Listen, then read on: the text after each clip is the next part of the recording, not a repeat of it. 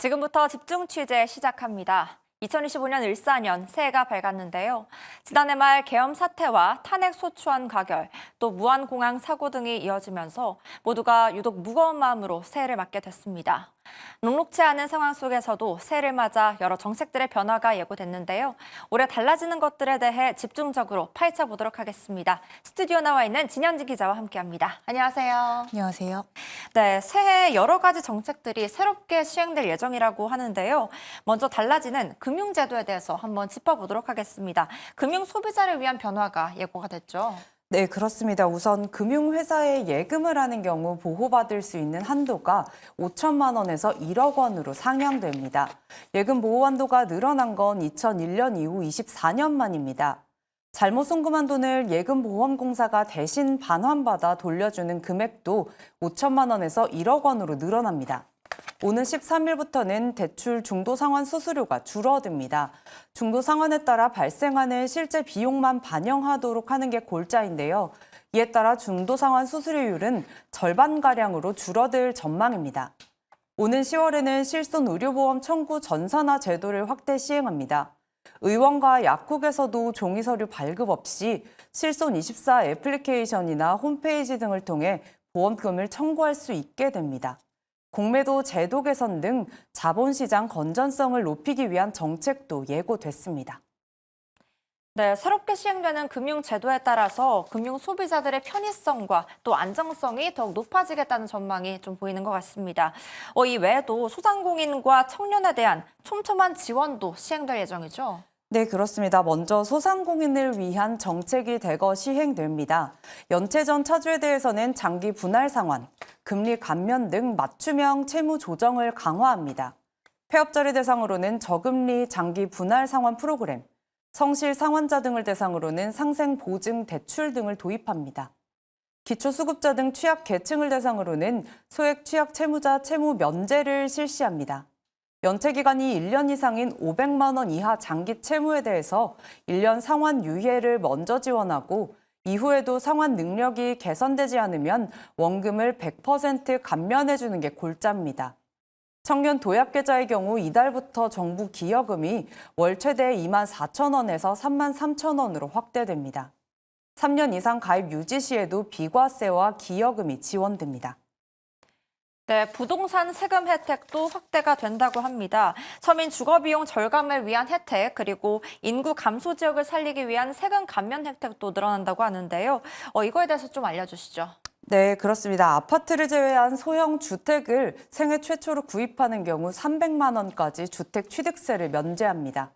소형 저가주택에 전 월세로 살다가 해당 주택을 샀다면 나중에 다른 주택을 구입하더라도 생애 최초 주택 취득세 감면을 다시 받을 수 있습니다. 지역경제 활력 제고를 위한 정책도 시행되는데요. 무주택자 또는 1주택자가 인구 감소 지역에 소재한 주택을 구입하면 주택 취득세를 최대 50%까지 감면받을 수 있습니다. 비수도권 지역의 준공후 미분양된 아파트를 임대주택으로 활용하는 경우 신축 취득세를 최대 50% 감면해줍니다. 또한 법인이나 공장이 과밀 억제 권역 외 지역으로 이전 시 받았던 취득세, 재산세 100% 감면을 3년간 연장했습니다. 네, 금융과 부동산 시장에서 이렇게 정책이 변화가 됐고요.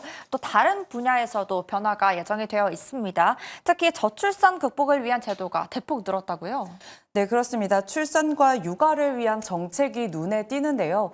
우선 육아휴직 급여와 기간이 확대됩니다. 현행 육아휴직 급여는 12개월 동안 월 최대 150만 원이었는데요. 새해부터는 첫 3개월 동안 최대 250만 원으로 오릅니다. 4개월에서 6개월에는 최대 200만 원, 7개월부터는 최대 160만 원을 받을 수 있게 됩니다. 총액 기준으로는 기존보다 510만 원 늘어납니다. 생후 18개월 이내 자녀 양육을 위해서 부모 모두 육아휴직을 쓰면 받을 수 있는 특례 급여도 인상됐습니다. 부모가 각각 쓰면 최대 5,920만 원까지 받을 수 있습니다. 또 2월부터는 육아휴직 기간이 1년에서 1년 6개월로 늘어납니다. 배우자 유급 출산휴가 기간도 10일에서 20일로 확대됩니다. 사용기간도 출산일로부터 90일 내에서 120일 이내로 바뀝니다. 육아기 근로시간 단축 사용기간은 최대 2년에서 3년으로 확대됩니다. 사용할 수 있는 자녀 연령 기준도 만 8세 이하에서 만 12세 이하로 변경됩니다. 네, 올해 최저임금 사상 처음으로 10,000원을 넘어선다고 하는데요. 이를 포함해서 새해 달라지는 정책에 대해서 정리 좀 부탁드립니다. 네, 올해 시간당 최저임금은 만 30원으로 1.7% 인상됐습니다. 1급으로 환산하면 8시간 기준 82,240원입니다. 주 40시간, 월 209시간 근무 기준으로는 209만 6,270원을 받을 수 있습니다. 병사 월급은 병장 기준으로 기존 125만 원에서 150만 원으로 인상됩니다. 이병은 64만 원에서 75만 원으로 오릅니다. 병사 전역 시 목돈 마련을 지원하는 장병 내일준비적금의 정부 지원금은 월 최대 40만 원에서 55만 원으로 인상됩니다. 결혼 비용을 지원하는 제도도 신설되는데요. 혼인신고 시 부부 1인당 50만 원씩 최대 100만 원 세액 공제를 받을 수 있습니다. 전기차 보조금도 확대됩니다. 청년이 생애 첫 차로 전기차를 구매하면 20% 추가 지원을 받을 수 있습니다. 올해부터는 다자녀 기준이 3자녀에서 2자녀로 완화돼 2자녀부터 자동차 취득세를 감면받을 수 있습니다. 다자녀 가구가 전기차를 구매하는 경우 자녀 수에 따라 추가 지원금도 받을 수 있습니다. 고등학교 신입생을 대상으로는 고교 학점제가 전면 시행됩니다. 이는 진로와 적성에 따라 과목을 선택하고 학점 이수 인정 기준을 충족하면 학점을 취득해 졸업하는 제도입니다. 늘봄학교 지원 대상은 현행 초등학교 1학년에서 2학년까지로 확대됩니다.